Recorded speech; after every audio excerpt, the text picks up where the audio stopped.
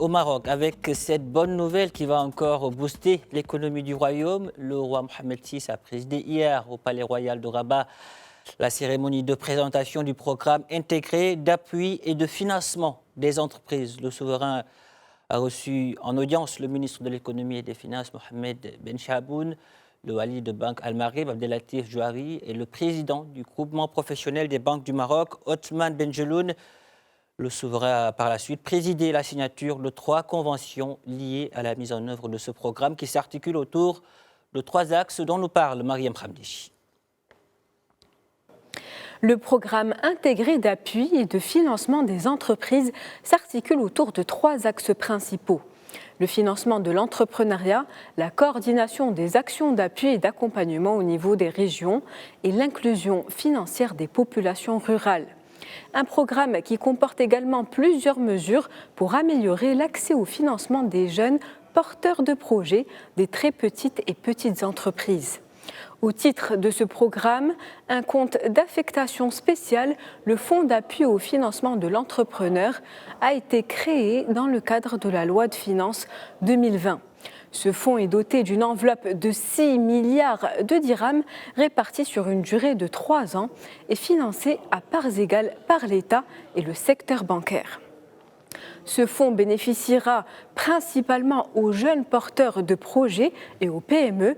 L'objectif est de leur permettre d'accéder au financement outre le soutien des entreprises actives dans le domaine de l'export. Il permettra également de favoriser une intégration économique et professionnelle des travailleurs du secteur informel.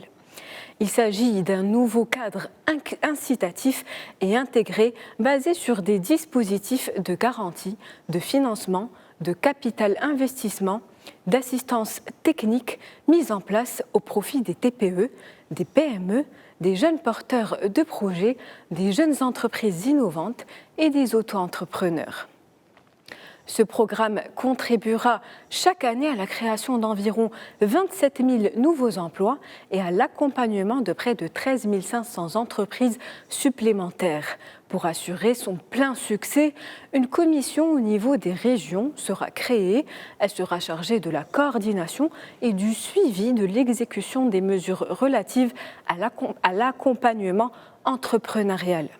De son côté, le ministère de l'Économie, des Finances et de la Réforme d'administration veillera, en coordination avec Banque Al-Maghrib, au suivi de la mise en œuvre de ce programme, un suivi qui se fera à travers l'établissement de rapports périodiques qui seront soumis aux souverains.